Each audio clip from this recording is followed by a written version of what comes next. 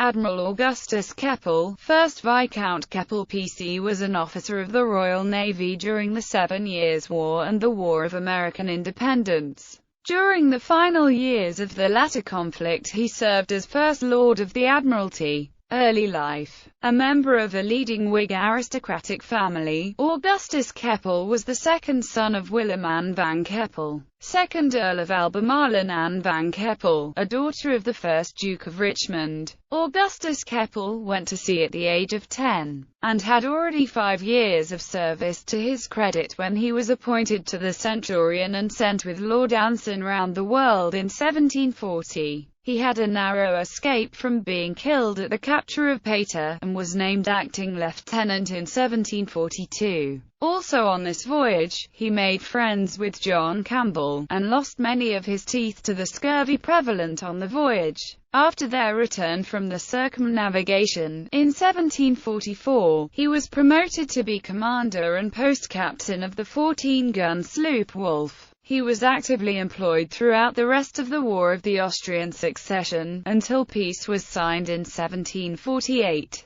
In 1747 he ran his ship the Maidstone ashore near Belle Isle while chasing a French vessel, but was honourably acquitted by a court-martial, and reappointed to another command. Early in 1749, he was introduced by Lord Edgecombe to Sir Joshua Reynolds. When, on the 11th of May 1749, Commodore Keppel sailed from Plymouth to the Mediterranean, as Commodore commanding the Mediterranean Fleet, Reynolds travelled with him as far as Minorca and there painted the first of his 6 portraits of Keppel, left, along with others of officers of the British garrison there. After trying the effect of bullying without success, the Dey made a treaty, and Keppel returned to England in 1751. 7 Years' War. During the 7 Years' War he saw constant service. He served as Commander-in-Chief, North American Station from 1751 to 1755. He was on the coast of France in 1756.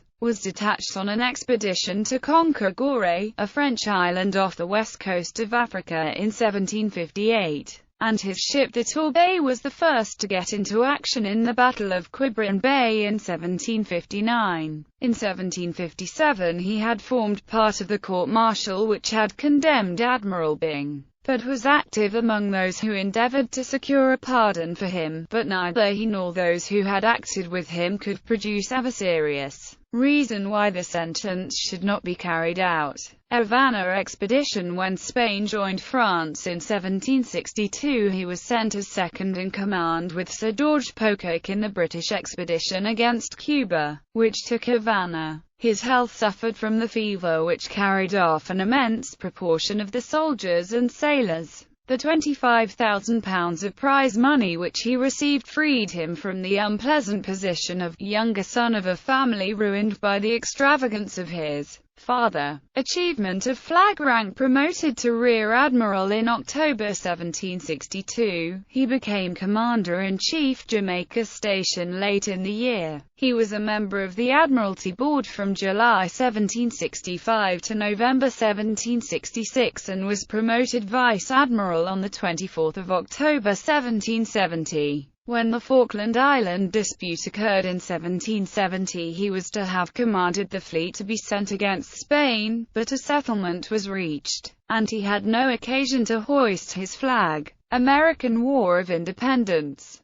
The most prominent period of his life belongs to the opening years of the American War of Independence. Keppel was a strong supporter of the Whig connection, led by the Marquis of Rockingham and the Duke of Richmond. The Whigs were then excluded from power by George III. As a Member of Parliament, in which he had a seat for Windsor from 1761 until 1780, and then for Surrey, Keppel was a Whig partisan, hostile to the King's friends. The Whigs believed that the King's ministers, and in particular Lord Sandwich, then First Lord of the Admiralty, were capable of any villainy. When Keppel was appointed to command the Channel Fleet, the main fleet, prepared against France in 1778, He thought the First Lord would be glad for him to be defeated. One of Keppel's subordinate admirals was Sir Hugh Palliser, a member of the Admiralty Board, a member of Parliament, and in Keppel's opinion responsible with his colleagues for the bad state of the Royal Navy. The battle which Keppel fought with the French on the 27th of July 1778 ended badly. Reasons included Keppel's own management, but also the failure of Palliser to obey orders.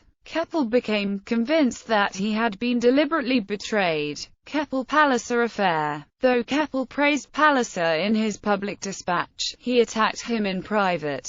The Whig press, with Keppel's friends, began a campaign of calumny. The ministerial papers answered in the same style, and each side accused the other of deliberate treason. The result was a scandalous series of scenes in Parliament and of courts-martial. Keppel was first tried and acquitted 1779, and then Palliser was also tried and acquitted. Keppel was ordered to strike his flag in March 1779. A column was built in the late 18th century to commemorate his acquittal, commissioned in 1778 by Charles Watson Wentworth, 2nd Marquess of Rockingham, and designed by John Carr. Political career. Until the fall of Lord North's ministry he acted as an opposition member of Parliament. He was MP for Chichester from 1755 to 1761, then for Windsor from 1761 to 1780 and finally for Surrey from 1780 to 1782. When North's government fell in 1782 he became First Lord, was raised to the peerage as Viscount Keppel, of Elverdon in the county of Suffolk, and sworn of the Privy Council. His career in office was not distinguished, and he broke with his old political associates by resigning as a protest against the Peace of Paris. He finally discredited himself by joining the coalition ministry formed by North and Fox, and with its fall disappeared from public life. Last year's and legacy. Lord Keppel died unmarried on the 2nd of October 1786. Burke, who regarded him with great affection, said that he had something high in his nature, and that it was a wild stock of pride on which the tenderest of all hearts had grafted the milder virtues. The peerage died with him. In popular culture, Keppel appears in Patrick O'Brien's The Golden Ocean as a midshipman aboard the Centurion. He is often the comic relief, winding up bald and toothless due to the various privations of the voyage.